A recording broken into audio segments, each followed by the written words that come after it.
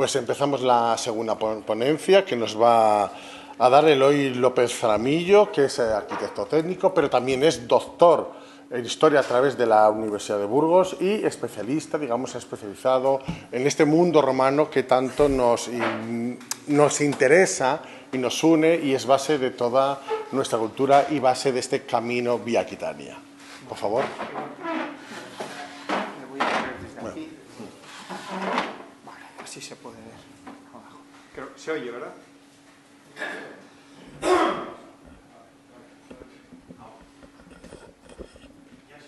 Sí, ahora, vale, perfecto. Muy bien, bueno, buenos días de nuevo a todos y bueno, vamos a bajar un poco del mundo más místico, religioso y demás, pues nos vamos a bajar a la técnica, directamente al campo ingenieril y al campo técnico.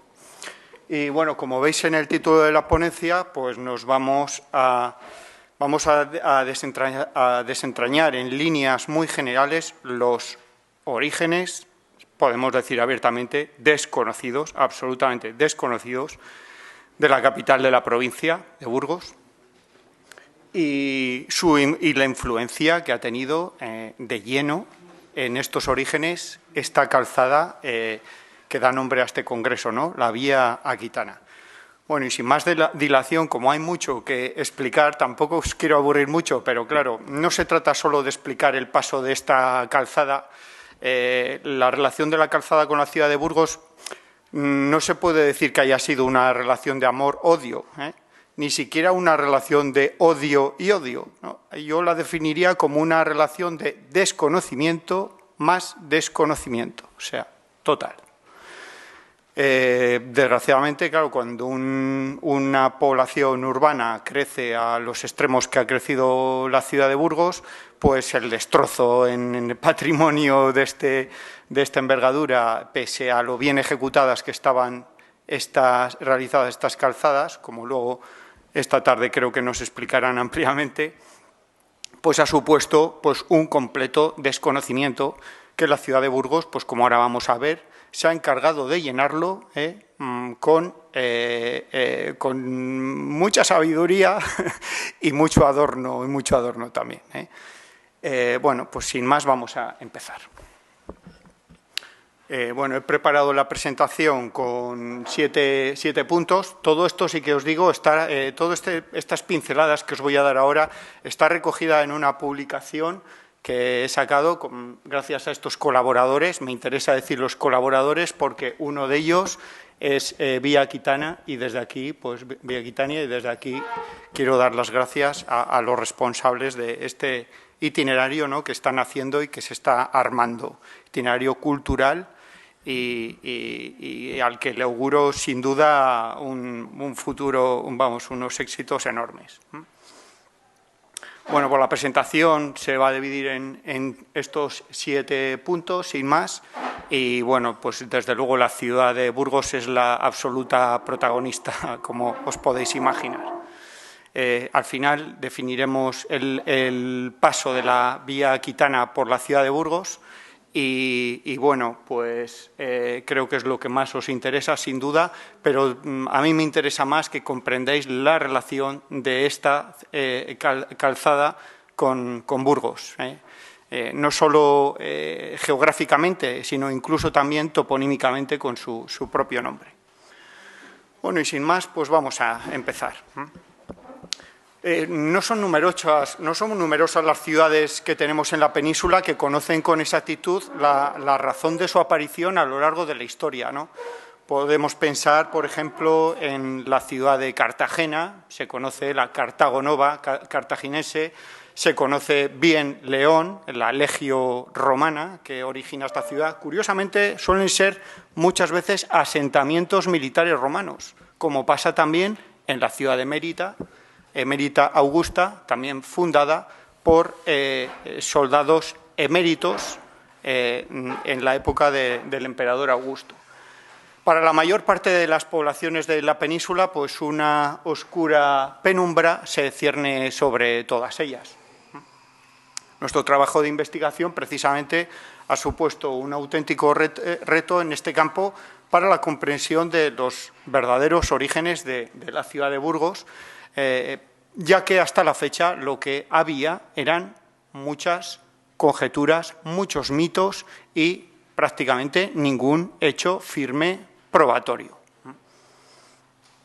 Se trata, y lo decimos con toda la humildad del mundo, pero también tenemos que decirlo, se trata del trabajo de investigación más amplio realizado nunca antes en este campo, ya que hasta esta fecha la bibliografía pues, se han despachado los orígenes de la ciudad de Burgos con un par de párrafos o 3 a lo sumo, y bueno, pues luego explicamos a qué ha sido debido. Nosotros lo vamos a apoyar con una serie de argumentos técnicos, científicos y analíticos, sobre todo analíticos, y desde luego lo hemos realizado libre de todos aquellos complejos y atavismos seculares que han, digamos, tutelado la historia oficial de la ciudad de Burgos hasta el mismo día de hoy, creando, lógicamente, pues una imagen pues, realmente distorsionada y una imagen pues, bastante sesgada. Bueno, entonces ya podemos comprender que el objetivo es poner fin definitivamente a todas aquellas conjeturas y suposiciones que respecto a los orígenes de Burgos se han realizado hasta la fecha. Bueno, la primera pregunta que cuando uno se adentra a desentrañar los orígenes de una ciudad, en este caso Burgos, es ¿cuándo se crea Burgos? Bueno, pues si hemos visto, nos ha interesado algo este tema, pues hemos buceado un poco en la bibliografía y rápidamente se nos viene una fecha a la cabeza, el año 884, y también se nos va a venir a la cabeza un responsable de estos orígenes de Burgos, que es este señor que vemos aquí, subido a su caballo en una estatua de uno de los mejores escultores, por cierto, del siglo XX. Esta concretamente está en la Plaza de Santa Teresa. Ha danzado mucho, la verdad es que este conde está teniendo bastante peregrinar también. Ha pasado de la Plaza San Juan a la Plaza Santa Teresa. Bueno, pues esto es, vamos a decir, la oficialidad. Lo que cualquiera de nosotros que conozcamos un poquito del tema o hayamos leído se nos viene a la cabeza. Pero, ¿quién es el responsable de que realmente pensemos así? Pues fijaros, el responsable es este señor que figura ahí. Estamos hablando de don Rodrigo Jiménez de Rada, arzobispo de Toledo en el siglo XIII, que creó una obra muy famosa en estos momentos y en siglos posteriores de absoluta referencia, se llamaba De Rebus Hispaniae, y este señor es el que dice, mi fuerte desde luego no es el latín, pero bueno, a ver, no sale aquí no sale ahí el punto. Bueno, pues este señor es el que dice que Diego Porcelos con sus propias manos no solo crea Burgos, sino que también le pone nombre, porque claro, cuando uno crea algo, pues tiene esa potestad de ponerle nombre a las cosas, ¿no? Bueno, pues este señor es el que lo dice. A partir de ese momento, esta idea se va a incardinar completamente en toda la bibliografía, pasa incluso a la historia que manda hacer Alfonso X el Sabio, conocida como primera historia general, y bueno, y desde ahí ya pues hasta prácticamente el día de hoy. Incluso en el siglo XVI tenemos a un dominico burgalés, Fray Alonso de Venero, quien da un paso más adelante y dice que sí, además que Diego Porcelos hizo todo esto, es que juntó 6 núcleos o barrios o burguetes, como decía Jiménez de Rada, y al juntar esos 6 burguetes, que él entiende que son 6 de las posibles iglesias más antiguas que hay en Burgos, y pues esa asociación de esos 6 barrios pues lo denomina Burgos, y así queda explicada la historia de la ciudad. Por supuesto, esta idea se ha aferrado completamente en toda la bibliografía y la podemos encontrar en cualquier libro de historia hasta muy recientemente, incluso en alguna tesis doctoral que también he tenido la oportunidad de ver. ¿De acuerdo? Bueno, casi todos los autores que hemos consultado, muchos de ellos, se centra en el topónimo para explicar los orígenes de la ciudad, ¿no? Es muy llamativo, ciertamente. Burg, sería la raíz del topónimo de Burgos. Desde que el siglo XVI Esteban de Garibay y Zamayoa dijo que los orígenes de Burgos solo podían ser alemanes, porque era un vocablo muy germánico. Bueno, pues desde ese momento lleva a varios historiadores, desde este momento, a tratar de buscar un personaje alemán para explicar el por qué Burgos tiene un nombre alemán, según ellos. Y van a escoger a un personaje que seguramente no sonará mucho, que se va a denominar, por supuesto, mítico, no penséis que estos señores han existido nunca, que se denomina Nuño Belquides, al que, claro, hay que montarle algún tipo de relación con el fundador oficial de la ciudad de Burgos. Bueno, pues simplemente va a ser el yerno de Diego Rodríguez Porcelos. Incluso le hacen también a este señor Nuño Belquídez padre de uno de los míticos jueces de Castilla, en este caso Nuño Rasura, y que ahí veis fotografiado en el arco de Santa María. Tomó el nombre de Burgos porque los alemanes llaman Burgos a sus aldeas. Pues una explicación de ese momento, ¿vale? Numerosos autores desde el siglo XVI, incluso en el XV también, identificaron la ciudad de Burgos con unos orígenes como una ciudad romana, así también, también ellos lo plantearon. E incluso se plantearon nombres como el de Brabun, Auca, Masburgi, ciertamente son nombres que aparecen en alguna en la cosmografía de Ptolomeo concretamente, y bueno, ellos sustentaban porque en ese momento no entendían que una ciudad de la relevancia de Burgos no tuviera unos orígenes históricos como todas las ciudades relevantes de la península, como Toledo, como Mérida o como Segovia, en fin, Pamplona, tantas ciudades.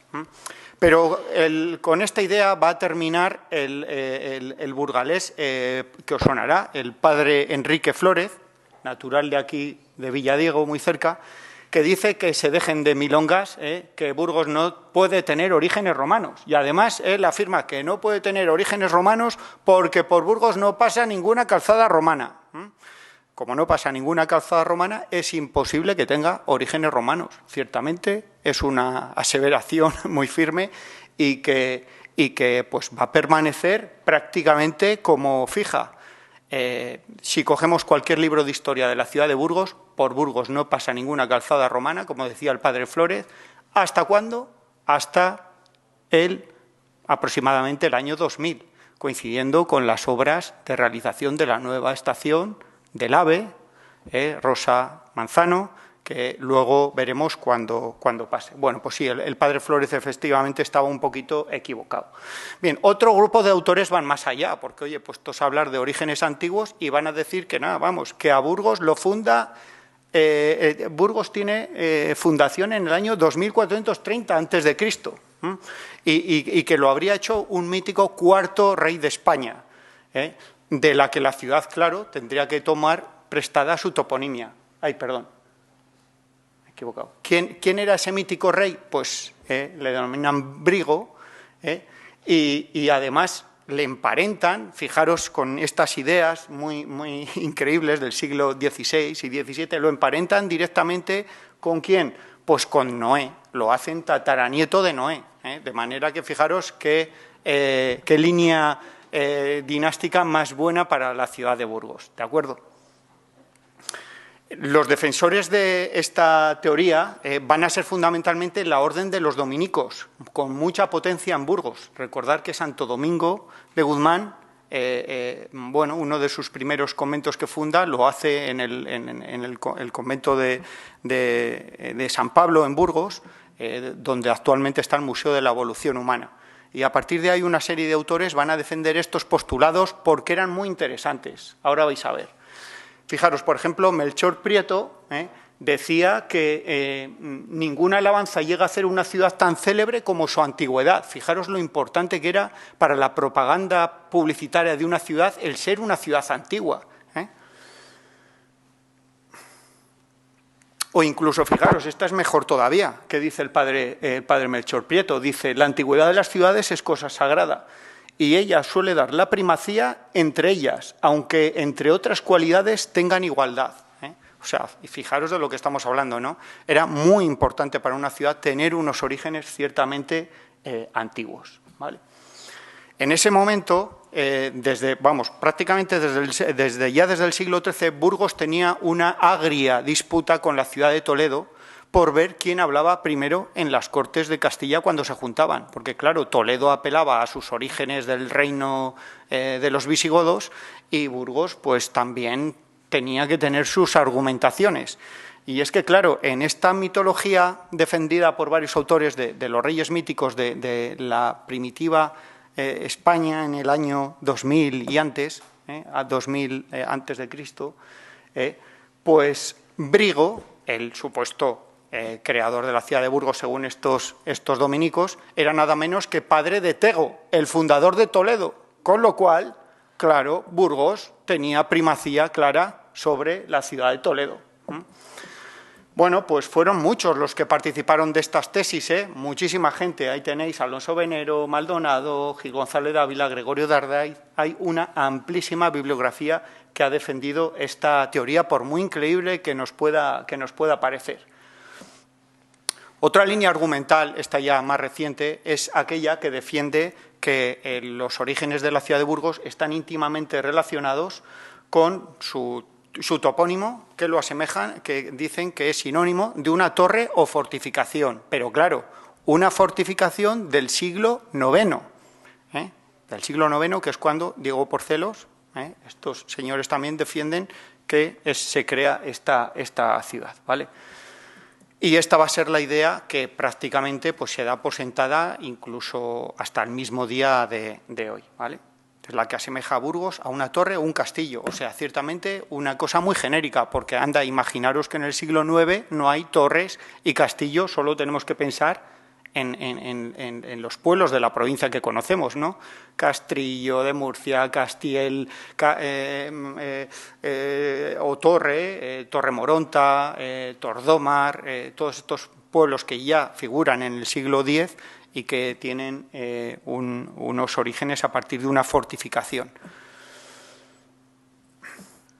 Incluso más recientemente algún profesor de la Universidad de Burgos, como Emiliano González Díez, dice que, bueno, que no, que el término de Burgos es plural, es un término plural, por tanto que en tal caso que tienen que ser dos los castillos, y entonces ahí teorizan, uno en el Cerro de San Miguel, otro más hacia el baluarte de San Cristóbal. Bueno, en fin, es otra de estas teorías.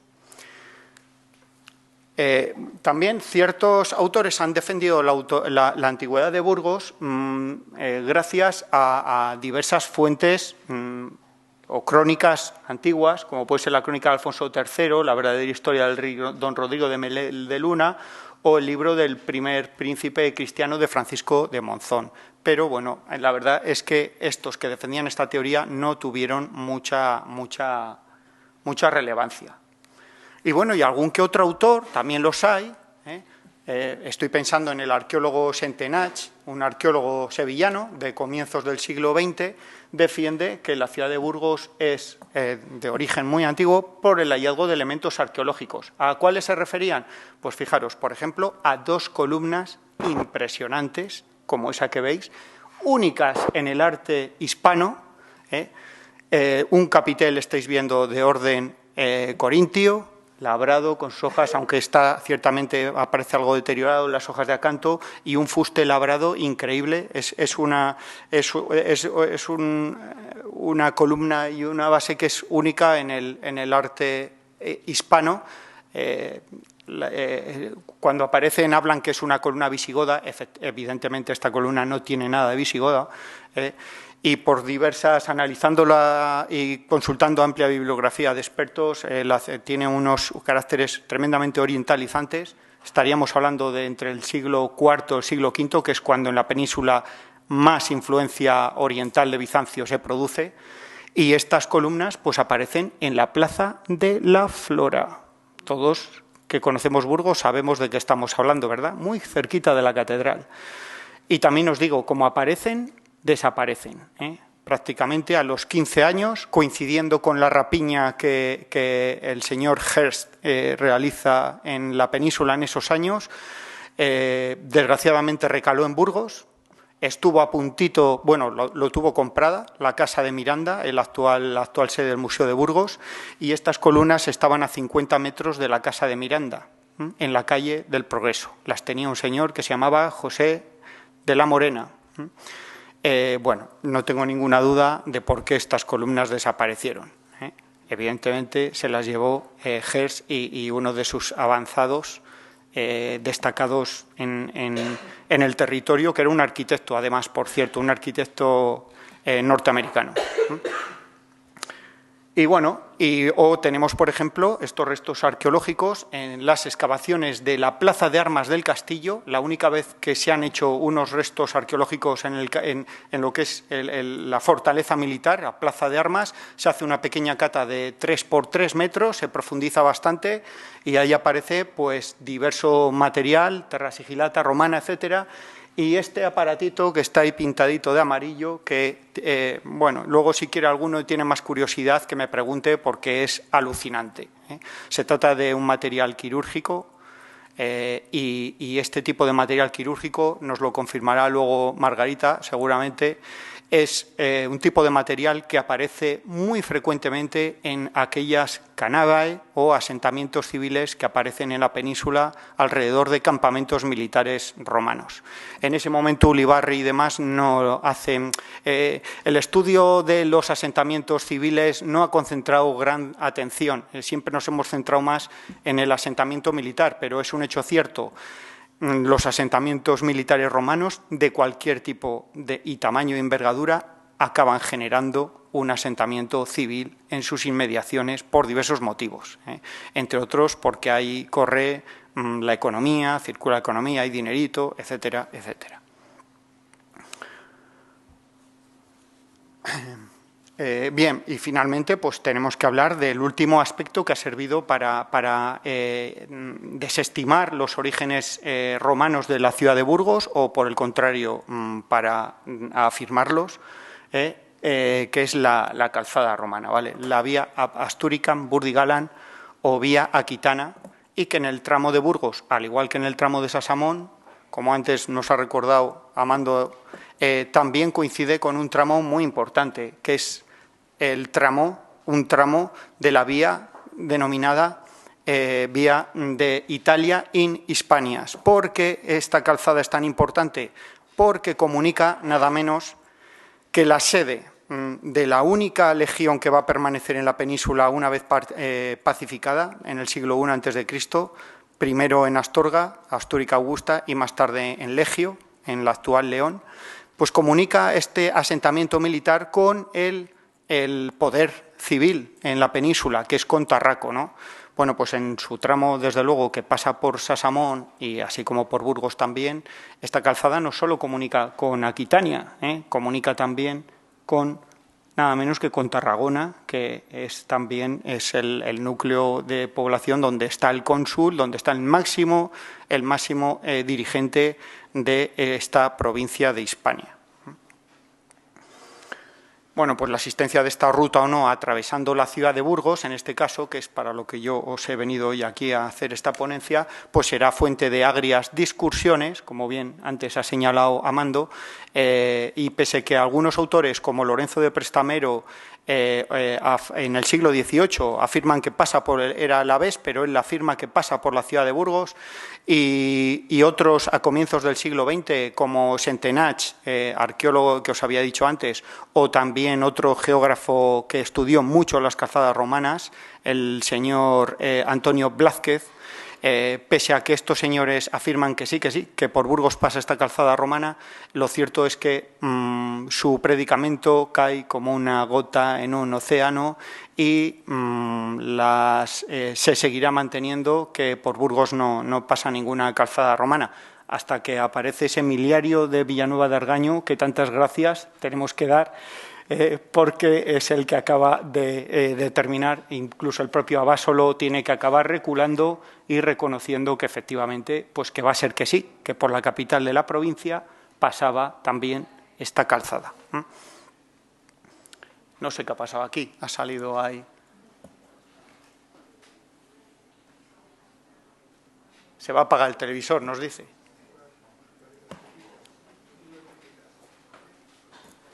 Ahora, perfecto. Vale. Bueno, antes hemos hablado del conde Diego, pero ¿cómo se funda una ciudad en el siglo IX? ¿Alguien nos sabría explicar cómo se funda una ciudad en el siglo IX? Pues mira, fijaros, yo no sé en el siglo IX cómo sería, pero hace un par de años sí que sé cómo se funda una ciudad. Ahí tenéis al fundador, fundando una ciudad. Estamos hablando de Corea del Norte. Hay un corte de la cinta inaugural, por supuesto. Tenemos también, no pueden faltar en toda inauguración, fuegos artificiales también, danzas y coros, porque es un acto lúdico, es un acto muy importante, una ciudad. Y oye, y estas ciudades allí no se andan con chiquitas, La ciudad tiene sus supermercados con todas sus estancias y los refrigerados y todas sus baldas y todo correcto. Todas las calles montadas, el ayuntamiento, el otro, las calzadas, las aceras, todo puestecito, todo estupendamente. Es fantástico, ¿verdad? Incluso hay estatuas al fundador, no podían faltar su correspondiente estatua al fundador. Pero claro, si acudimos a las fuentes realmente más cercanas a esta supuesta fundación de Burgos en el siglo IX, pues tenemos que acudir a los anales castellanos antiguos o primeros, que ningún experto duda que están realizados en la primera mitad del siglo X. Estamos hablando de hacia el año 30, 930, o sea, unos 40 años de esa fundación de la ciudad de Burgos, supuesta, ¿verdad?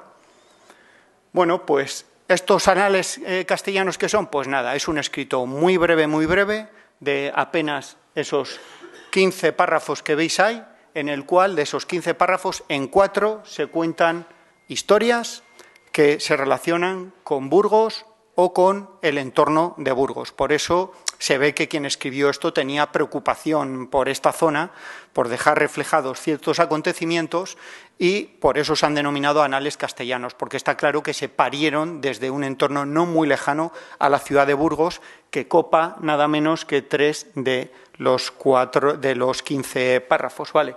Y si ya entramos a analizar el párrafo, este es el primer documento histórico que relaciona la figura del conde Diego con la ciudad de Burgos, escrito hacia el año 930. Bueno, es un escueto comunicado, casi telegráfico, y simplemente nos dice que en la era 920, era hispana, ya sabéis, hay que restar 38 años para venir a la era de Cristo actual, o sea, en el año 882, por cierto, nos dice simplemente ¿qué hizo el Didacus Comes, el conde Diego, en Burgos y en Ubierna, Burgus et Ubierna? Pues hizo una cosa que llama populavit. Y claro, decimos, coño, y yo no soy experto en latín, pero ¿qué podría querer decir con este verbo? Lo que sea que hiciera el conde Diego en Burgos y Ubierna lo hizo por orden del rey Alfonso, como dice, pro iusionem domino Alfonso. Estamos hablando de Alfonso el Magno, rey Astur. Bueno, pues si nos vamos un párrafo antes, pues en esta misma crónica nos dice que en el año 860 el conde Rodrigo populavit Amaya, y infligió y sacudió, vamos a decir, agredió Talamanca. Bueno, Amaya, todos tenemos claro que es una ciudad de herencia y de pasado muy antiguo, ¿verdad? Romano, incluso anterior. Bueno, pues lo mismo está haciendo el conde Rodrigo en Amaya que el conde Diego en Burgos. Es más, y si nos vamos un párrafo más arriba, pues lo que vamos a tener es la explicación de que el donus Ordoño, en este caso el rey Ordoño, populavit de nuevo en el año 856 Legio, o sea, la actual ciudad de León. ¿Veis? El mismo verbo, en asentamientos de herencia romana, incluso anterior primitiva. Es decir, ¿este señor nos está contando que el conde Diego fundara algo en Burgos? ¿Verdad que no? Eso lo tenemos todos claro, aunque no hablemos latín. Y efectivamente, si hay aquí algún experto latinista, pues se me ocurre mi ponente anterior seguramente, Para describir acciones de crear algo de nueva planta, los latinos tienen diversos nombres. Entre ellos, por ejemplo, el verbo fundavit, que se relaciona con fundamentum, cimiento, o verbos como, por ejemplo, construxit, que quiere decir hacer algo con las propias manos, normalmente de nuevo, ¿verdad? En fin, nadie está hablando de fundar o de crear algo de la nada. Eso lo haría 4 siglos después, se encargaría de hacerlo el arzobispo de Toledo, don Jiménez de Rada, y bueno, pues esto es lo que tenemos hasta hoy. Incluso en esta misma crónica vemos que otra serie de condes también hacen la misma acción sobre, por ejemplo, Muñoz Muñez, sobre Roa, Rauda, ahí lo veis, o Gundesalvo Telliz lo hace sobre Osma, y Gonzalo Fernández lo hace sobre Aza, Clunia y San Esteban de Gormaz, todos ellos asentamientos primitivos, romanos, incluso anteriores. Es decir, estos condes repobladores están centrando su atención única y exclusivamente en sitios de herencia urbana antigua. No hacen como Kim Jong-un, hemos visto antes, está claro, ¿verdad? Bueno, pues seguimos. Nuestra investigación, básicamente, lo que se ha centrado es en analizar el topónimo de Burgos, tan identificativo y tan exclusivo, como ahora vamos a ver, en un ámbito no solo local o un espacio regional cercano al entorno de la ciudad de Burgos. También hemos trascendido a un espacio más amplio, español, podríamos denominar ahora, o peninsular, e incluso europeo también, ¿vale? Y lo hemos hecho en esa cronología, desde el siglo I al siglo XII. No es un reloj, son siglos. I al siglo XII, ¿vale? A ver, en esta época, en todas estas épocas, ¿qué quería decir este término? Si quería decir lo mismo en el siglo I, en el II, que en el IX, en el X, en el XI, ¿vale? También es muy interesante el término civitas, con el que se otorga a la ciudad de Burgos prácticamente la primera vez que aparece en las fuentes, que es en el año 899, en el cartulario de Cardeña, pues ya se le considera una civitas. Curioso, curioso. Apenas nada más aparecer y ya es una civitas. Bueno, pues hemos estudiado qué connotación tiene este término, también en un espacio regional. ¿Qué otras civitas en ese momento hay? Incluso en un entorno más amplio, el ibérico. Son pistas muy buenas para poder entender la mentalidad y el léxico, la connotación con el que unas personas que están escribiendo su documentación en los siglos IX o X están hablando. Bueno, de la bibliografía consultada no os voy a hablar porque tampoco os quiero... es un trabajo profundo, ya os dije antes que no hay nada similar. Una amplísima bibliografía, no solo española, también hemos tenido que acudir a fuentes europeas. Ahora veremos, vamos a ver por qué. Siempre que aparece el Imperio Romano en liza, automáticamente todo se convierte en una multinacional. ¿Vale? Entonces vamos a ver bibliografía de holandeses, ingleses, norteamericanos, alemanes, serbios, croatas, ¿vale? Ahora vamos a ver muy bien por qué. Y las fuentes clásicas, porque curiosamente la voz aparece en obras clásicas del siglo IV, como en la de Vegecio, un tratado militar, un tratado de terminología profundamente técnico militar, pues ahí aparece también el término Burgus, o incluso en las geografías, vidas de santos, como por ejemplo en la vida de San Severino, de Norico, que lo realiza un autor norteafricano en el siglo VI después de Cristo. En fin, diversa bibliografía que tampoco, quien tenga curiosidad que me pregunte ya le diré la forma de acceder a ella. Bueno, pues fijaros, hemos comenzado analizando en un entorno, un espacio, vamos a decir, español, toda la toponimia existente en el siglo IX y en el siglo X, fundamentalmente, que es la época esta en la que aparece Burgos en las fuentes documentales.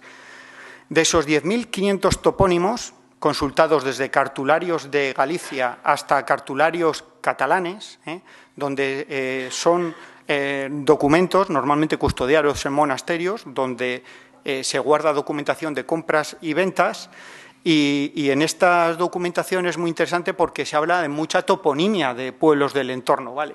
Pues fijaros, de esos 10.500 topónimos, solo hemos encontrado 8, solo 8, que podrían compartir un origen toponímico con el de la ciudad de Burgos. Curioso, ¿verdad? Solo 8. Estamos hablando del 0,08%. ¿Cuáles son esos? Pues mira, muy rápido los vamos a ver. Curiosamente están situados en una situación que nos va a dar ya una pista. Aparte del Burgus, que identifica a la ciudad burgalesa, tenemos la localidad de Burgueta, en el condado de Treviño, por lo tanto también burgalesa, ¿no? Y muy cerquita tenemos, al lado de las Salinas de Añana, otro topónimo en pleno siglo X denominado Burguieles, y también en la provincia de Álava tenemos Burgelu, y tenemos en Navarra Burgui, y tenemos en el norte de Huesca de nuevo otro Burgui, también en pleno siglo X, en la Ribagorza oscense, si alguno conoce. Y en el norte del Pirineo, el sur del Pirineo, norte de la provincia de Lérida, tenemos 3. Burg, Burgui, que estos aparecen en el siglo IX, y Burgari o Burgavi, ¿vale? Estamos hablando de esos topónimos. Curiosamente, tanto Burgos como Burgueta como Burgelu están en esta misma calzada. Luego veremos muy bien por qué. Entonces, bueno, lo primero que uno se da cuenta con esto es que esta explicación de que el topónimo Burgus en el siglo IX quiere decir un elemento tan común como una fortaleza, una fortificación, una torre defensiva o demás, pues evidentemente se cae por su propio peso. No puede querer decir eso porque la toponimia que hace relación a fortificaciones en pleno siglo IX, en pleno siglo X, está en plena explosión.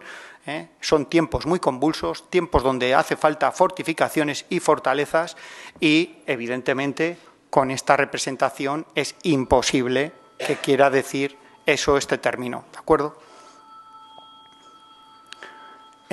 Bueno, de hecho, fijaros, incluso muchos autores clásicos lo van a calificar este término como un término extraño para ellos.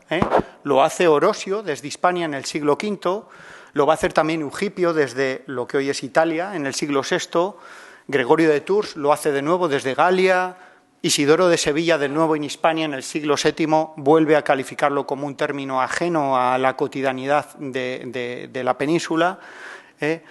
El autor anónimo de la Vita Gangulfi en el norte de la Galia también lo califica como un término que no es latino. Incluso el biógrafo del Papa Pascual I, en pleno siglo IX, fechas muy próximas hacia el 850, también le da una paternidad de los sajones ajena al mundo latino, ¿de acuerdo? Y incluso Liuprando, el obispo de Carmona del siglo X, Liuprando, pues hace lo propio, ¿vale? Ello, pues está claro, si nos dicen que el término no es latino, tenemos que salir fuera del mundo latino a descubrir qué es lo que pasa. Bien, fijaros, en Francia, en lo que hoy podemos denominar Francia, antigua Galia, entre los siglos IX y X, vamos a comenzar a ver este término Burgus de manera muy presente, únicamente en esa zona del Alto Loira, ¿vale? ¿Qué quiere decir en esta zona este término? Pues fijaros, quiere decir un núcleo de población, un asentamiento casi vamos a llamar periurbano, de lo que hoy denominaríamos un arrabal, que curiosamente en todas estas poblaciones, Angers, Tours, Orleans, Bourges, Dijon, Lyon, todas antiguas ciudades romanas, pues son estos barrios generados fuera de las ciudades, antiguas ciudades romanas amuralladas, son lo que tiene el nombre de Burgus, ¿vale? O sea, un barrio de arrabales. Si hay alguno aquí de, pues no sé, de Burgos, pues podríamos decir, por ejemplo, Villafría, o podríamos decir, pues, que os voy a decir, Villa Gonzalo, Pedernales, o incluso, ¿vale? Un poco, eso sería un Burgus para estos habitantes del norte de Galia en el siglo IX, ¿vale? Este término va a irse expandiendo y va a aparecer ya en el sur de la península gala y en el norte de Hispania, a través de Cataluña. La primera mención lo vamos a ver en Gerona, con este mismo sentido, son los que podemos denominar burgos francos, y se va a ir solapando absolutamente sobre los burgus, estos que habíamos encontrado en el siglo VIII y IX como una rara avis y que les tenemos ahí. Sí. Vamos a ver, estamos hablando de una época donde el idioma está en plena corrupción latina, ¿vale? Aquí estamos hablando de una declinación, un sustantivo, el sustantivo es burgus, el sustantivo singular, y el sustantivo plural es burgi, ¿vale? Esa es la declinación, es como cuando estudiábamos las declinaciones lupus, lupi, ¿no? Pues esta es la misma declinación, segunda declinación, burgus, burgi, burgi en plural, burgus en singular. Burguete, depende del caso. Depende del caso. Ahora lo vamos a ver. Empezamos a ver este sentido del Burgos franco en Gerona, 976, un poco más tarde en Besalú, en Barcelona en el 989, lo vemos en Estella en el 1076, lo vemos en Santiago de Compostela en el 1103, incluso en Pamplona en el 1129, el famoso Burgo de San Fermín, ¿no? En Orense, y en Burgos lo vemos muy cerquita de Burgos, en Osma, creándose un topónimo que os sonará Burgo de Osma, ¿vale? Con este mismo sentido que habíamos hablado, Franco. Un asentamiento cercano a la que era el núcleo potente, la primitiva ciudad, en este caso la Osma romana, ¿no? Lo que hoy denominamos Burgo de Osma, que era el primitivo núcleo que se crea ahí agarrapiñado a ese asentamiento de categoría, acaba comiendo al padre, por así decirlo, ¿vale? Son casos, cada ciudad ha tenido su desarrollo concreto, pero como vemos, estos sentidos en nada se pueden corresponder ni con Burgos ni con cualquier otro de esos 8 que hemos encontrado, porque eran núcleos minúsculos y desde luego no estaban asentados junto a una primitiva ciudad romana, ¿de acuerdo? O sea, la conexión es inviable, pero se solapan, creando esa confusión. Hay que limpiar las lentejas, hay que ver cuáles son de un campo y cuáles son de otro, las que son de la Armuña y las que son del Bierzo, ¿entiendes? Por supuesto, esta expansión del término franco no se detiene. Nos llega ya a Italia en pleno siglo X, manteniendo el mismo sentido. En Alemania es otro rollo, ¿vale? Alemania es otra historia, porque en Alemania el topónimo, el término burgus, va a adoptar el término de núcleo importante de población y más tarde acabará siendo similar a un castillo, cosa que vemos que en España no pasa, ¿vale? Entonces, aparte hay conexiones lingüísticas que los expertos lingüistas hacen que no haya conexión entre el término, en este caso germánico, Burgs, tiene una U inicial corta frente a la U latina del término Burgus, que es una U larga. No hay conexión semántica. Además, en Germania va a tener un sentido femenino, siempre este término, en contra del sentido masculino que va a tener el Burgus. O sea, no vemos esa conexión tampoco con Alemania y lo vamos a acabar viendo en Inglaterra, además de qué forma, a través de las invasiones de sajones y anglos, de los pueblos germanos a las islas británicas, de manera que en Inglaterra tiene una amplísima difusión, con esa misma connotación de núcleo fortificado importante, ¿vale? Y en Inglaterra pues vemos Broughton, Loughborough, Queensbury, hay un montón, bueno, pero estamos hablando de miles en Inglaterra. Tuvo realmente una expansión brutal, que como hemos visto, pues en España nunca llegó a tener, ¿vale? Entonces, recapitulando, entre los siglos IX y X, pues tenemos el sentido del Burgus franco, ese asentamiento agarrapiñado, cual garrapata a un antiguo núcleo de población de relevancia, amurallado, etcétera, como eran todas esas ciudades francesas que hemos visto. Normalmente es gente que no puede vivir dentro de la ciudad, o mercaderes, comerciantes, que son los que van a generar este nuevo sentido del término, ¿vale? Eso lo vamos a ver que se ha expandido a Italia, lo vamos a ver que se ha expandido a la península de España y Portugal, pero hemos visto que no hay posible conexión por los motivos que os he explicado. ¿eh? De la misma forma, ese término, ese núcleo importante de población que en Alemania va a tener siempre ese nombre, con el término Burg, tampoco lo hemos visto en Italia, en España, pues, y que pasa a Inglaterra. Fijaros, Londres en el siglo VI se denominaba Lundenburg, para que entendáis el sentido del término, ¿vale? Núcleos importantes de población, bien defendidos, bien fortificados, ese es el sentido germánico del término, ¿vale? Pero que hemos visto que tampoco hay posible conexión con el término actual nuestro, ¿no? No hay una posible conexión europea, por lo tanto, ¿vale?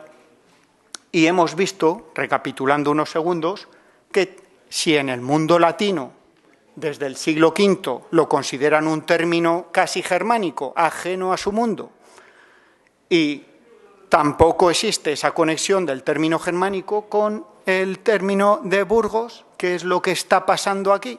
Pues fijaros lo que está pasando.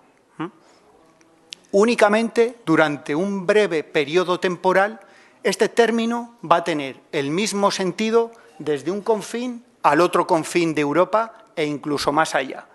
¿De qué periodo estamos hablando? Pues estamos hablando concretamente desde mediados del siglo II, desde el año 150 después de Cristo al año 371. En este breve intervalo de tiempo es donde vamos a encontrar 28 epigrafías romanas, que confirman que en este sitio, donde aparece cada una de las epigrafías, ahora vamos a ver dónde aparecen, los romanos están construyendo un burgus, a veces construyéndoles de nueva planta, otras veces reparándoles. Luego veremos por qué.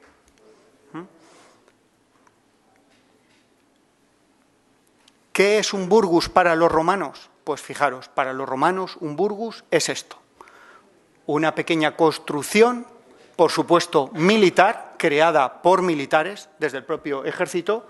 Es lo que en la bibliografía anglosajona, cuando hablan de los burgus, muchas veces, para no repetir continuamente la palabra burgus, burgus, burgus, se refieren a ellos como small road post.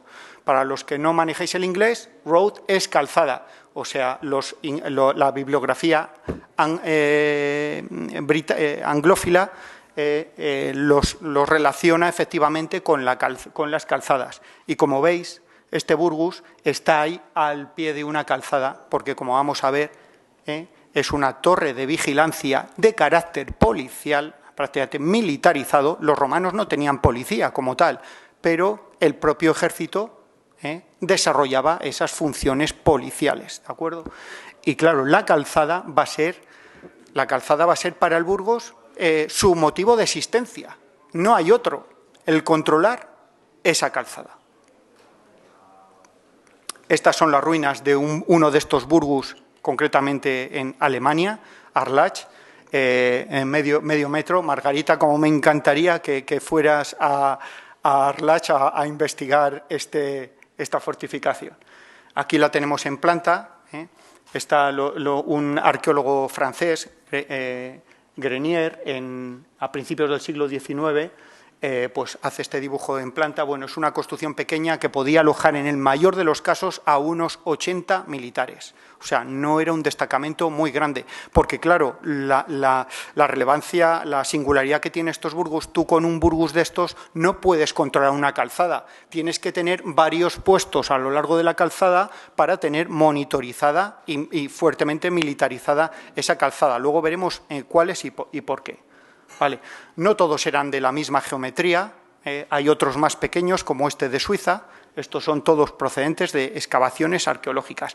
En todos no se encuentra la epigrafía que confirma la existencia de estos burgus, ¿vale? Desgraciadamente, esas piedras son golosas, se reutilizan para muchos casos. Y bueno, y ahí tenéis el mapa de la distribución de esas 28 epigrafías que confirman la construcción de un burgus.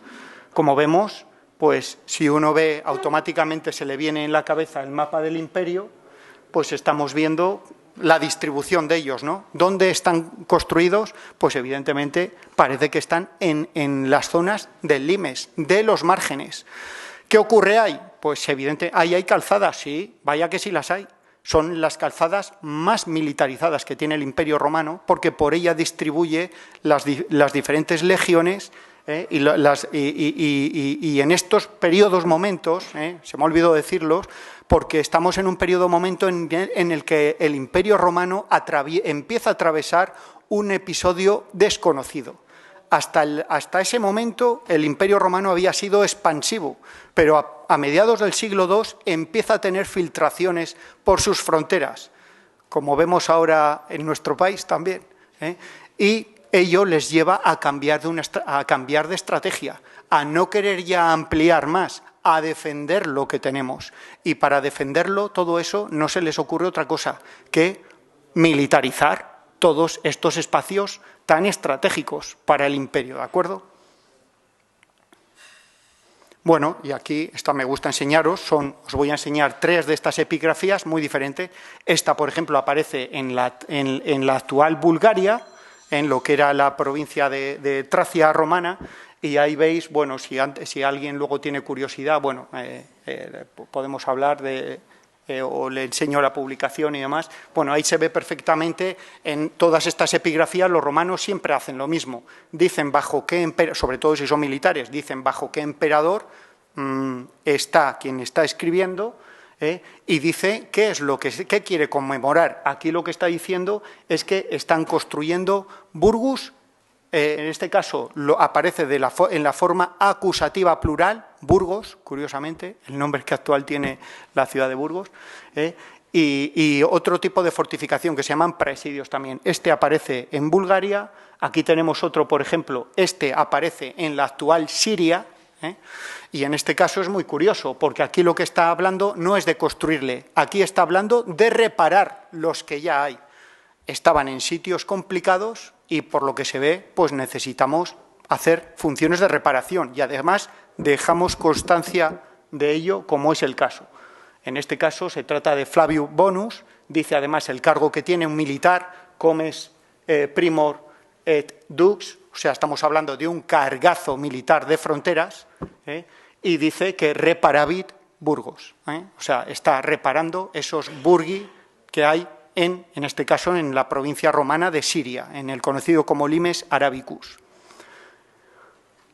Y aquí tenemos, pues, otra epigrafía, también esta aparece en la actual Jordania, y aquí lo que está diciendo es que están construyendo un burgus, concretamente aquí habla de uno, en singular, ahí lo tenéis subrayado, y además dice que es de nueva planta, porque dice que lo hacen ex fundamentum, o sea, desde los cimientos, ¿vale? No se trata de reparaciones.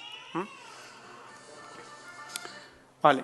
Bueno, pues ello pues nos ha obligado, claro, a tener que consultar ampliamente esta tipología constructiva militar romana, estos burgus, en qué consistían, ¿vale?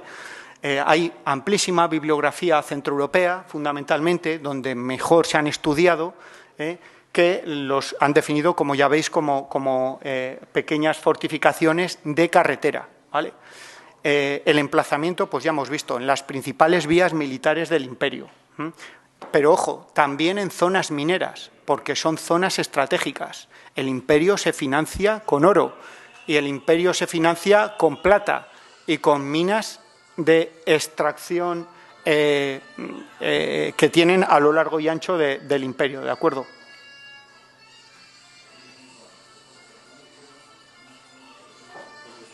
No se pone en silencio. ¿Qué morfología? Ya hemos visto, son edificios muy modestos que van desde los 90 o 100 metros cuadrados a los más grandes de 900 metros cuadrados. Su función es, sin duda, la seguridad de las calzadas, de los viajeros que viajan por ellas y de la vigilancia y de control de todo lo que por estas calzadas circula, ¿de acuerdo? Y la distribución geográfica, pues por supuesto, en las zonas de mayor presencia militar de esta época, ¿no? Porque su cronología se centra desde el siglo II al siglo IV, ahí están incluidas todas las aparecidas, ¿vale? ¿Qué consecuencias urbanas van a tener? Pues la que muchísimos asentamientos militares romanos han generado a lo largo de la historia, que es crear asentamientos civiles en sus inmediaciones, que lógicamente van a tomar prestado el nombre de ese asentamiento militar romano para autodefinirse por sí mismos, ¿de acuerdo? Bueno, aparte, además, hemos descubierto también una fortísima relación entre estos burghi con una implantación de un sistema de seguridad que va a estar formado por unas denominadas estatio, que denominan los romanos, estatio, además, en este caso son estatios de beneficiarios consularis, que es un cargo de un funcionario militar, por supuesto, que va a estar al frente de esta estatio. Ahí tenéis la amplia bibliografía que habla de esta relación entre los burghi y las estatio de beneficiaries consularis, ¿vale? Tenemos alemanes, tenemos rumanos, tenemos norteamericanos, franceses, en fin, alemanes, ¿de acuerdo? ¿Pero qué es exactamente un estatio de beneficiarios consulares? Pues fijaros, el término de estatio tiene claramente un concepto policial. Tanto es así que en algunos idiomas derivados del latín, como el inglés, que tienen muchísimos latinismos, se sigue empleando este término para definir las comisarías de policía.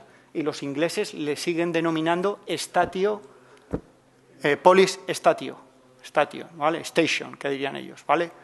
O sea, tiene un claro concepto policial para Roma, que curiosamente en algunos de los pueblos se ha mantenido, como es en este caso el inglés, ¿vale? Estas stationes militum van a aparecer a partir del siglo I, señal de una cierta necesidad de tener controlado el territorio. Algunos de los que las han estudiado las definen como el esqueleto del sistema de seguridad que establece el imperio romano. Claro, ¿en dónde? En sus calzadas, en las calzadas más importantes, ¿vale? A partir de la segunda mitad del siglo II vamos a ver a estos señores al frente ya de estas estaciones, ¿de acuerdo? Es un poco rapidito. ¿Por qué los conocemos a estos señores, a estos beneficios consulares? Porque van a tener una costumbre. Al final de sus días en esa estatio van a hacer una ofrenda votiva a los dioses, dando agradecimiento. Normalmente, ya hemos visto, son zonas complicadas, agradeciendo el que han salido de esa función de manera apropiada. ¿De acuerdo? Estas son algunas de las votivas. Estas concretamente son todas pertenecientes a estaciones de beneficiarios consulares de Germania, de la provincia de Germania, superior o inferior, ¿vale? Todas son muy parecidas. En ellas, por supuesto, está el nombre, ahora lo vamos a ver con más detenimientos.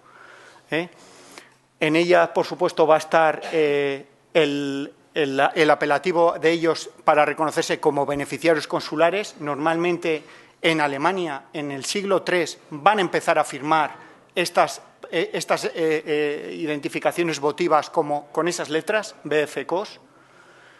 Hay una dedicatoria al dios, normalmente Júpiter, pero también a los dioses locales. Ahí tenemos el nombre del beneficiario que ha estado en esa estatio desempeñando y, bueno, de mi propia voluntad ofrezco este voto a los dioses, ¿de acuerdo? ¿Estas estaciones dónde se van a ubicar? Pues se van a ubicar junto a campamentos o ciudades de cierta relevancia, ¿vale? Aquí tenemos, por ejemplo, el denominado Castel Obenburg, en Alemania. Es un castra militar ya de un cierto tamaño y ahí vemos en la salida del castra junto a la calzada, ahí es donde aparecen los restos arqueológicos de estas estaciones de beneficiarios consulares. Aquí tenemos, por ejemplo, en la Sirmium romana, en la actual Serbia, junto al Danubio, tenemos una ciudad grande ya y tenemos ahí la estación de beneficiarios consulares también junto a la principal calzada que accede a esta ciudad, ¿vale? Serbia en este caso, ¿de acuerdo? Y fijaros, gracias a estas epigrafías de beneficiarios consulares, ubicándolas donde tenemos esos votos que realizan, pues tenemos un mapa de distribución de dónde caen estas estaciones de beneficiarios consulares. Los puntos rojos eran las epigrafías de Burgos, los puntos azules son las epigrafías de las estaciones beneficiarias consulares. ¿Veis lo que pasa, no? Se montan, pero hasta unos extremos increíbles. Ahora lo vamos a ver con un pequeño detalle muy rápido en 4 de estas zonas. Si nos vamos a la zona de las Germanias, fijaros, ahí tenemos que este tema está súper estudiado. Esta es la página web de los museos de los limes, del río Meno, o Main en alemán, el principal afluente del Rin, y ahí vemos que hablan de las estaciones de beneficiarios consulares, pero también van a hablar de las torres de vigilancia, que no es otra cosa que los burgui, ¿de acuerdo? Si nos vamos a África, encontramos una epigrafía de Burgos hay, el Burgos Speculatorio Antonianus, una epigrafía como esas que hemos visto que confirma la construcción de un Burgos hay, otro Burgos a 20 kilómetros y una epigrafía votiva de un beneficiario consular en su estación a escasamente 10 kilómetros de ambas. Ahí abajo tenéis la escala, estamos hablando de un entorno pues verdaderamente muy próximo, ¿de acuerdo? Pero si nos vamos a Limes Arabicus, aquí donde habíamos localizado esa epigrafía junto a la Siria, que os había dicho, junto a la Vía Nueva Trajana, pues tenemos a 5 kilómetros una epigrafía de un beneficiario consular en la antigua ciudad romana de Airita y al ladito, a otros 5 kilómetros, tenemos otra epigrafía de otro beneficiario consular en la antigua ciudad de Sheia, romana, ¿vale? Pero también aquí en Jordania nos vuelve a pasar lo mismo. Epigrafía que confirma la construcción de un burgus y la estatio en sus inmediaciones, la estatio de beneficiarios consulares, ¿vale? Este caso ya es impresionante. Estamos hablando del limes de la zona de la Panonia, Panonia superior e inferior, actual Hungría, Serbia, ¿vale? Esta zona, Hungría, Serbia, Croacia, ¿vale? El Danubio, en definitiva, la cuenca del Danubio. Bueno, pues ampliando la zona, aquí localizamos todos esos burgos gracias a la arqueología, ¿vale? Pero aparte de esta arqueología, también localizamos epigrafías como las que hemos visto, 7 epigrafías que confirman la construcción de un burgos en Intercisa, una en Matrica, en la antigua ciudad romana de Acuicon, junto a la ciudad romana, 2, en Ponte Navata otras 2, bueno, y las estaciones de beneficiarios consulares, pues efectivamente adyacentes a todas ellas, ¿vale? En definitiva, la relación de proximidad entre cualquiera de estas epigrafías que hemos visto de Burgos y las estaciones de beneficiarios consulares, fijaros, es increíble. Casi más del 70% están a menos de 10 kilómetros y un 80% a tan solo 30 kilómetros unas de otras. Tened en cuenta que han pasado 2000 años para que se encuentren las dos piedrecitas que confirman, por un lado, la existencia de una estación de beneficiarios consulares y, por otro, la construcción de un burgos. ¿Qué pasa? Que pasados varios siglos, pues estas ofrendas votivas que realizaban estos beneficiarios consulares van a ir apareciendo y cada uno utiliza estas piedras para lo que le viene bien. Concretamente una aparece ¿dónde? Aquí, en Sasamón. Como ha dicho antes y os ha recordado, Amando, la única estación de beneficiarios consulares existente en toda la península ibérica. Pero no solo en la península ibérica, es la única estatio de beneficiarios consulares también si incluimos a Italia. No hay ninguna estatio de beneficiarios consulares en Italia. Y si incluimos a la antigua Galia, tampoco encontramos ninguna estación de beneficiarios consulares confirmada, ¿vale? O sea, tenemos aquí una rara avis absoluta, ¿vale? Una rara avis que solo es comparable con esas zonas altamente conflictivas del imperio, como hemos visto. ¿Y qué pasó aquí para tener que emplear los romanos este mismo sistema de control de la calzada, que en esas zonas tan delicadas? Bueno, pues ahora lo vamos a ver.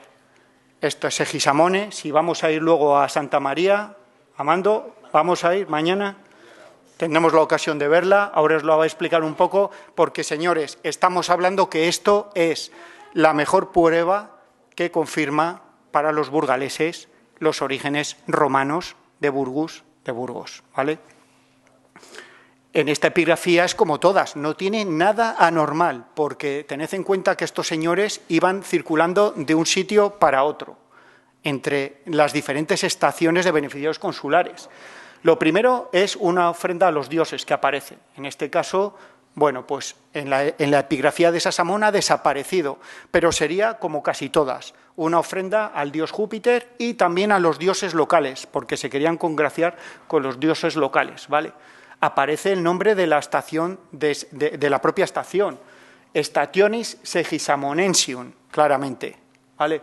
Y aparece, por supuesto, el nombre del que ordena hacer este voto. En este caso, el beneficiario consular que firma con su cargo hay, como veíamos en las zonas del limes germánico y de los limes arábicos. BFCOS, beneficiario consular, incuestionable. ¿De acuerdo? ¿Y qué acción realiza? Pues va a decir que hace una exedran cum basi. Luego veremos en qué consiste esta exedra. ¿Y quién era este Aelius Maritimus, que es el beneficiario consular que nos ha dejado su rastro aquí? Pues desde luego pertenecía a la única legión que había destacada en la península, que era la Legio Sétima. Estaría adscrito a esta legión, porque él vendría de otro territorio, ahora lo vamos a ver. Era extranjero con toda seguridad, porque su apellido así lo confirma. Es un apellido Maritimus, que en España es muy raro, en cambio es muy frecuente en Panonia, donde hemos visto que había toda esa densidad de burgus y de estaciones de beneficios consulares. Vale.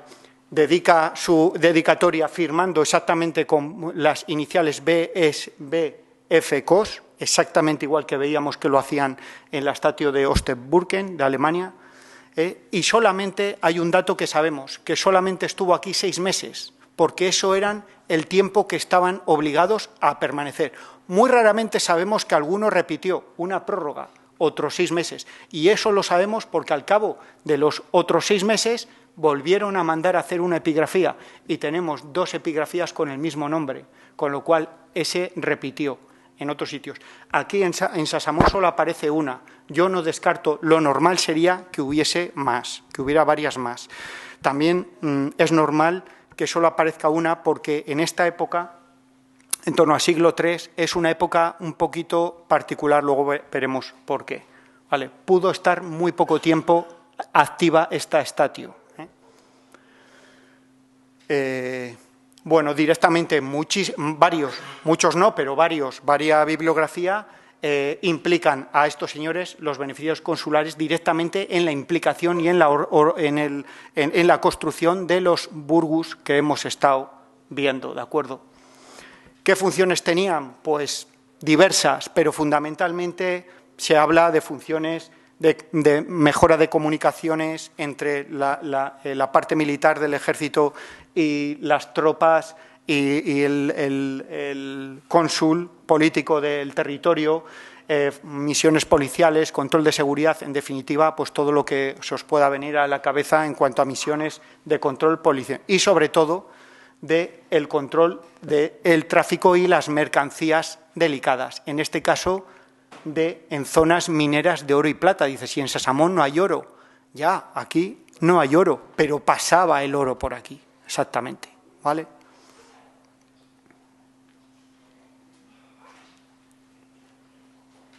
Después de estos 6 meses recibiría un nuevo destino y la estancia, por la forma de escribir las letras y las epigrafías, los especialistas consultados afirman que es una epigrafía que se corresponde en torno al año 200 después de Cristo, ¿de acuerdo? Bajo el gobierno de este emperador, Caracalla, que por cierto se le conocía así por la capa que llevaba, y ahí tenéis la capa misma que lleva este beneficiario consular. En este momento es un periodo muy delicado porque es justamente cuando se va a crear una nueva provincia, la Hispania Nueva Citerior, que se desarrolla en este cuadrante, segregándose de lo que antes era una provincia unitaria que llegaba desde Galicia hasta Tarraco. ¿De acuerdo? Y bueno, ¿qué instrumental aparece? Pues aparecen instrumentales como estos, que yo no descarto en estas estaciones que haya aparecido ya en Sasamón o que pueda aparecer en un futuro, ¿vale? Una especie de lanza con algún tipo ritual, pero es una tipología que aparece, ¿vale? Y esto sería la ofrenda que hizo en la estación este señor, una exaedra cum basin, es lo que luego el cristianismo va a adoptar como un ábside, ¿vale? En esta zona se colocarían alguna figura de dioses y ahí realizaban sus ofrendas. ¿de acuerdo? Esto sería lo que es la estación en este caso, de Obenburg, que se ha conservado muy bien porque estaba en un terreno fangoso y nos da un montón de datos. En esta estación aparecen hasta 80 y tantas epigrafías como la que conservamos aquí en Sasamón. O sea, estuvo en funcionamiento un largo periodo. ¿Dónde se ubicaría la estatua de beneficiarios consulares aquí en Sasamón? Bueno, pues son teorías, ¿no? Pero desde luego fuera del núcleo de lo que sería la ciudad de Segisamone, en una de las principales vías y entrada. Esta piedra, que no lo he dicho, aparece gracias al padre Enrique Flórez, que la están utilizando en la iglesia como una lápida. Y el padre Flórez, muy ilustrado, dice, esto es una cosa de mucho valor. Esto hay que guardarlo bien. Y gracias a eso, pues seguramente hoy la tenemos, ¿vale?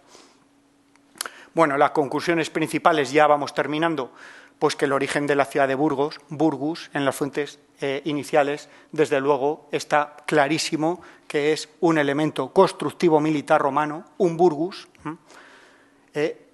y que este Burgus está vinculado, por supuesto, a la statio más cercana, que sin duda es la de Segisamone, exactamente. Y gracias a la epigrafía de Sasamón, que sabemos que está en torno al cambio de siglo del 2 al 3, podemos cifrar también la época en la que esos burgi se realizan en esta calzada, ¿vale? En torno al siglo III, ¿vale? ¿Qué pasa con Burgos? Que muchos de esos burgus pasan desapercibidos, se va el imperio al garete y se acaban perdiendo, pero algunos de ellos consiguen generar unas condiciones favorables para la vida porque están en un sitio estratégico, por la presencia de agua, etcétera, y acaba cristalizando una población que, por supuesto, va a adoptar el nombre de ese elemento singular que lo generó. Y terminamos ya. En el caso de Burgos estamos aquí, a menos de 30 kilómetros del statio de Segisamo, como el 80% del resto de epigrafías que han aparecido, ¿de acuerdo? Aquí tendríamos la vía aquitana, pasando por las distintas poblaciones. Ahí tenemos de Obrígula, Segisamone, Tesóbriga, etcétera. Y, bueno, ahí estaría la estación de beneficios consulares, concretamente en Segisamone, lo cual da una idea que era un sitio estratégico y bien comunicado, porque toda la calzada era un sitio estratégico, pero particularmente estas estaciones se suelen poner en sitios donde hay cruces de caminos y de calzadas, ¿de acuerdo? Y, por supuesto, esta calzada estuvo jalonada de Burgus, toda ella, ¿vale? Para controlar, pues, lo que hemos dicho. Uno de esos Burgus acabaría generando lo que hoy conocemos como la ciudad. Y ya de manera rápida, porque ya tendremos ganas de comer, imagino, bueno, pues la calzada esta que siempre se ha mantenido y siempre se ha negado que pasaba por Burgos, pues en efecto pasa, vaya que sí pasa, lo hace llegando desde el campo de golf de Río Cerezo, y me voy a levantar ahora, porque esto... Aquí estaría el campo de golf, estos son las Mijaradas, viene toda la calzada paralela un poco a lo que es la carretera esta que va hacia Oña o hacia Poza de la Sal, y podemos ver en esta calzada elementos absolutamente increíbles, como esta nevera.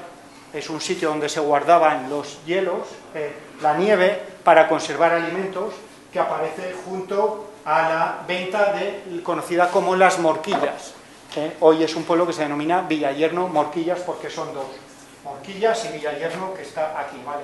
Esta calzada llega un momento en que se solapa por la propia carretera provincial, como pasa con la 120 también, y ya entra en lo que es el término municipal de Burgos. Y aquí viene el tramo gran desconocido.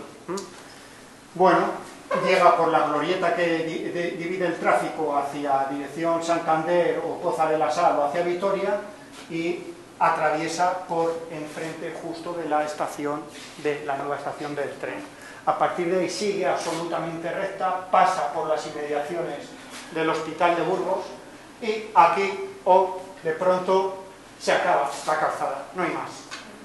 Pero vemos la alineación que está marcada, completamente recta, ¿vale? y también conocemos este camino durante un tiempo, se llama Camino de Poza de la Sal o Camino de los Pozanos, y aquí tenemos la calle de Pozanos, con lo cual ya nos está dando unas indicaciones de por dónde iban los señores de Poza.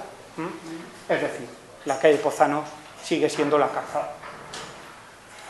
Nos aproximamos por encima de la calle San Francisco. Para el que conozca Burgos, en este tramo de la calzada está absolutamente desguazada, y sube incluso por encima de la calle Eras de San Francisco. Si alguno ha tenido curiosidad de andar por ahí arriba, por el castillo, ¿vale? Pero vamos a ver algún restito todavía de ella. Fundamentalmente el resto más impactante es este muro de contención, que ahora vamos a ver un poco en grande, y que ahí está esperando a que se ponga en valor o a que cualquier día de estos la Brigada de Obras Municipal, pues por el desconocimiento que antes os he dicho, pues decida cepillárselo perfectamente.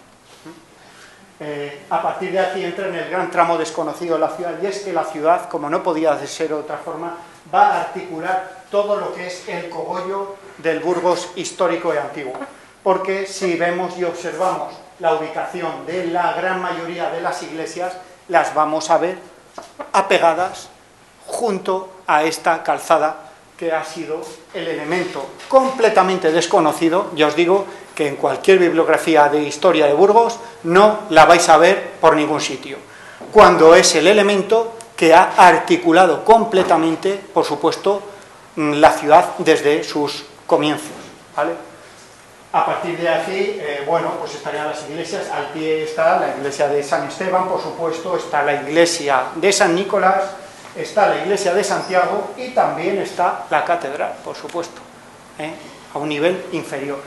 Seguimos, a una cierta distancia se encuentra San Román, y aquí se encuentran 3 iglesias hoy perdidas, gracias a la inestimable colaboración de los franceses, nuestros vecinos.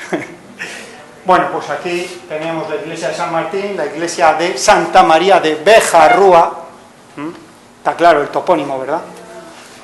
Y la iglesia de Santa Coloma, un antiguo monasterio también aquí.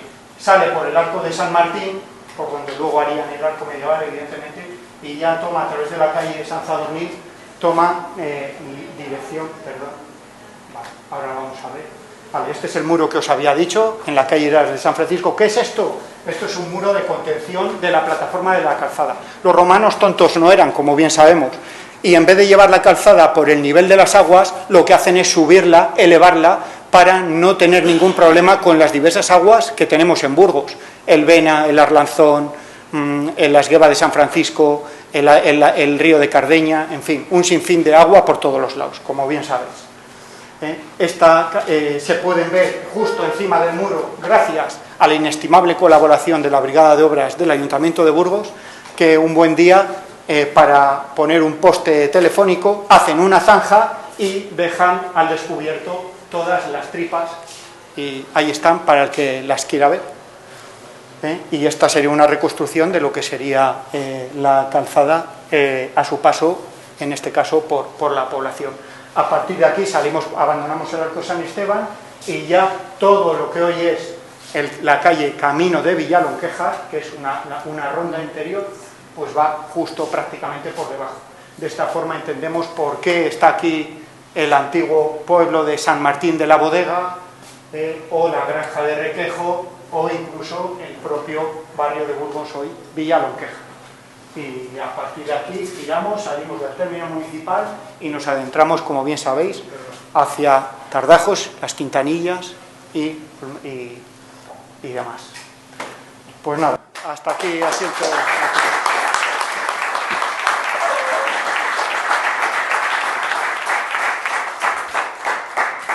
Me pasa un poquito de horario, pero empezó un poco tarde también, No te voy a pegar, muchas gracias. ¿Quiere alguien le hacer alguna pregunta, alguna aportación? Sí, yo encantado de cualquier duda de poder aclarar. Sí. Burgos, las ciudades que tienen el término Burgos o demás, siempre tienen otro. Es un topónimo, digamos, en este caso sería también un topónimo, pero necesitaría la otra parte. Civitas Burgi, dices tú que eres, ¿no? Porque sería, ¿cuál sería el otro? Vamos a, mire, no. sí, mira. No, si estos... Sí, mira, la primera vez que se menciona Burgos, año 899, cartulario de Cardeña, una venta de tierras y tal, y acaba esa venta diciendo, siendo rey en Oviedo, no recuerdo ahora, el rey Ordoño o esto, y conde Didacus Ferdinandis, dice, in Burgus, no tiene más nombre, no tiene más nombre. Efectivamente, ¿qué pasa? Ojo, hay que separar las lentejas. No es lo mismo el Burgo Ranero de León o el Burgo de Osma de Soria que Burgus. ¿Entiendes? ¿Sabes? Esta es la cosa. Ha habido, claro, a lo largo de los siglos, incluso las palabras y los términos adoptan diferentes acepciones y connotaciones, como hemos visto. La ciudad de Burgos responde a un topónimo sustantivo singular. Burgus, latino, puro, como hemos visto, una construcción militar. Burgus burgi, declinación, segunda declinación. Sustantivo, ¿vale? ¿Qué ocurre? Que el castellano... Vale, sí. El castellano con estos sustantivos como burgus, como mundus, va a tener un gran problema. Nuestros antepasados castellanos, sí señores, y es que no digeríamos la segunda U, que la transformamos en una O. Ejemplo, el vocablo tempus, tempi, tiempo, fijaros, lo transforma el castellano hasta un extremo que tiene que inventar un nuevo sustantivo singular, quitándole la S, porque ese tempus se acaba convirtiendo en tiempos y necesita hacer un singular. Lo mismo le sucede a Burgus, que pese a ser un sustantivo singular, el castellano terminó generando la palabra burgo para generar ese, porque en nuestro idioma tiene esta curiosidad, las S parecen que acabaron siendo el distintivo de la forma singular, ¿no? Cuando un italiano trata de imitar a un español, le sorprende mucho nuestro singular, nuestro plural, perdón, y nuestras eses, y siempre os van a imitar haciendo eses. Igual que nosotros a ellos les imitamos con la I, efectivamente. ¿Por qué? Porque ellos, como ocupantes del más núcleo romano posible, que es la propia península de Italia, no tuvieron ese cambio tan brutal como nosotros, con la formación del plural, y ellos se quedan con esa I que tiene el latín inicial, ¿no?, para sus formas plurales, ¿no? Ese es un giro que hizo el castellano y que, bueno, luego genera esta confusión de que el topónimo de Burgos es plural. Es mentira, es singular, es latino singular. Vale. Por favor, Margarita, ¿quieres...? Yo solamente quería comentar... Sí, por favor. Es que me parece que es suficientemente contundente para desmontar toda la teoría del origen romano de Burgos. Ya no comento nada al respecto, pero yo soy arqueóloga de formación, sí. Tengo la licenciatura en Historia Antigua, soy profesora de Historia Antigua en la Universidad de Burgos y tengo una trayectoria muy larga en excavaciones y investigaciones. Y cualquiera que se haya acercado al mundo de la arqueología sabe que lo fundamental son las evidencias arqueológicas. Sí. Burgos no tiene. Cuando salió la teoría que nos acabas de exponer, yo solamente me refiero, no me meteré en otras cosas, sobre el origen romano de Burgos.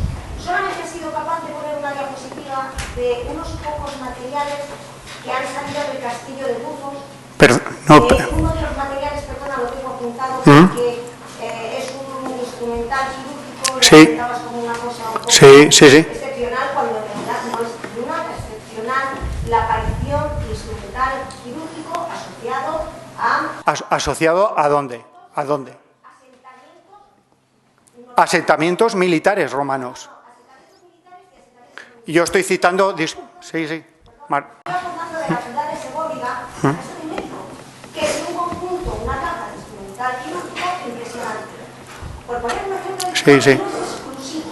Y de hecho, yo en excavaciones que he hecho en un poblado, si ustedes miran la bibliografía que yo he escrito, de la villa romana que la minera de la Japunas en Valladolid, en la fase del siglo anterior a la villa tardorromana, es decir, cuando aquello es un núcleo rural completamente alejado de la mano de Dios de todos los sitios, pues en unas excavaciones, en una zona de vertedero, pues instrumental quirúrgico, esas sondas de oído, que son súper típicas, súper propias. Con eso no quiero decir que ese no es un argumento que ligue directamente lo militar, porque mismamente que aparece. Bueno, pero discúlpame, Margarita, aquí estamos hablando de muchas más cosas que de las evidencias arqueológicas, que también las hay, porque no he hablado de otras cosas que están contenidas en la seguramente tú... Sí. Salió esta cuestión en Burgos, la verdad es que todos los arqueólogos nos sorprendimos muchísimo, nuestros alumnos que estaban en la universidad, yo directamente hablé con el Servicio Territorial de Arqueología, no lo saben, la Junta de Castilla y León, en los servicios tienen un arqueólogo del Servicio Territorial, que es el que controla, el que conoce a nivel de las intervenciones que se hacen, porque muchas veces las organizaciones gestionan esa cuestión, ¿no? Yo he trabajado sustituyendo a esta persona, con lo cual también conozco bastante bien lo que es arqueología de Burgos, y sobre todo yo hablaba con ella y le decía, pero si en Burgos no aparecen cosas, si ya aparecen cosas muy puntuales, pero no algo que, y ahí es donde va el argumento, no algo que esté justificando un núcleo urbano de una entidad como para dar origen a Burgos. Entonces, yo no me queda más remedio que decirlo, porque Margarita, me parece muy bien y la ciencia así avanza. Claro, y porque además, visto lo que salió en el periódico, tu teoría, pues entre los arqueólogos que nos dedicamos al mundo romano hemos estado hablando, hemos estado viendo, y por ningún lado vemos, solamente me estoy refiriendo a eso, a que el solar actual de Burgos realmente pueda tener un origen romano, porque la evidencia de sigilata, la evidencia de restos, solamente hay que conocer cualquier ciudad urbana que tiene pasado romano cada vez que pican, y voy a explicarme así. Es que ese es el error, Margarita. No. Cada vez que se pica, la cantidad de elementos que están atestiguando. Entonces, hay ahí un argumento de silencio que probablemente sea contundente para decir que Burgos, como núcleo romano, pues es más que probable que no. Bueno, pues mira, sí, Margarita. Margarita, yo te invito, de verdad, que mira, lo tienes en la biblioteca, no hace falta ni que lo compres, lo tienes en la biblioteca de la universidad, ¿vale? Yo te invito a que hagas el esfuerzo de leer mi libro, porque evidencias, bueno, aparte de las evidencias arqueológicas, ¿te parece poco la única estatio de beneficiarios consulares de la península ibérica aquí? ¿Te parece poca evidencia arqueológica, Margarita? Yo lo que estoy diciendo es que en el solar actual... Vale, de Burgos, ahí vamos ahora, bien, ahí vamos a ir ahora. Fíjate que desde que el padre Flórez en el siglo XVIII dijo que Burgos no podía tener orígenes romanos, porque no pasaba ninguna calzada romana por Burgos. Yo también soy de la Universidad de Burgos. Lo que pasa que soy, vamos a decir, de otra facultad, de la facultad de enfrente de la tuya, incluso de otra, en este caso de la Escuela Politécnica Superior. O sea, quiero decirte que, bueno, cada uno tenemos nuestras fuentes y nuestra formación, ¿no? Y demás. A lo que yo voy, yo te invito amablemente a que leas la publicación, porque hablamos de evidencias arqueológicas. La existencia de la estación de beneficiarios consulares en Salsamón y la aparición del topónimo de Burgos es ya esto en Francia. Si ves la bibliografía que viene contenida en el libro, gente como Luis Guinet, simplemente con los vocablos diferencia en Francia los Burgos de sentido franco de los Burgos romanos perfectamente, sin ningún tipo de evidencia arqueológica. Ya está, porque no es un caso muy concreto. Es el único momento de la historia donde el término Burgos está íntimamente relacionado con una calzada. No cualquier calzada, ya hemos visto cuáles son estas calzadas que tienen controladas de esta forma. Las calzadas más interesantes para el imperio, más estratégicas. Pero es que, claro, cuando leas mi libro, verás que hay más evidencias arqueológicas. Por supuesto, yo toda la patita no la enseño en una presentación de 80 minutos, de una hora, ¿vale? Tú conoces, discúlpame, mira, en el año 89, exposición Edades del Hombre en la Catedral de Burgos. El Cabildo se pone a montar la exposición, Y, la Junta de Castilla y León obliga al Cabildo a hacer unas excavaciones arqueológicas en la Sala Valentín Palencia, que era una de las zonas donde se hace esta exposición. ¿Sabes quién está ahí excavando? ¿Te suena Francisco Reyes Tellez? No, bueno, pues es doctor en arqueología. ¿Te suena Jorge Escalona Monje? Es una eminencia, actual catedrático en historia antigua. Bueno, pues estos señores estaban empezando la que luego ha sido su dilatada carrera profesional, y hay otro, es una excavación realizada por 3 personas, y ahí descubren el pastel, ¿sabes? Pues mira, Descubren el pastel, descubren que debajo de unas murallas que ellos achacan, pero claro, ellos se van a la bibliografía de los historiadores, y te recuerdo, y aquí no es, oye, todos metemos la pata de vez en cuando, aquí no hay nada infalible. Yo simplemente te recuerdo que toda la bibliografía emitida por eminentes historiadores han negado el paso de la calzada romana por la ciudad de Burgos, y es evidente que ahí está. Ahí está. Y ese muro, vamos a quedar en Burgos tú y yo un día, y vamos a ir a verlo si quieres. Sí, la cuestión es que la evidencia arqueológica de época romana en Burgos no se Insisto, hay que ver todas las pruebas. Hay que ver todas las pruebas y hay que leer. Yo, cuando me pongo a cuestionar una teoría, lo primero que hago es documentarme y me la leo. bueno, Eloy, Margarita, por lo que se ve tenemos un debate muy interesante a desarrollar para más congresos, ¿vale? Lo dejamos. Ahora nos vamos a ir a comer, porque nos urge comer, aparte, y porque nos urge seguir con el itinerario de esta actividad, de este congreso. Los que vamos a comer en el restaurante de abajo, ¿verdad? Que está en la carretera, en el restaurante Castillo, y os emplazo aquí a las 4:30, por favor. ¿De acuerdo? Muchas gracias.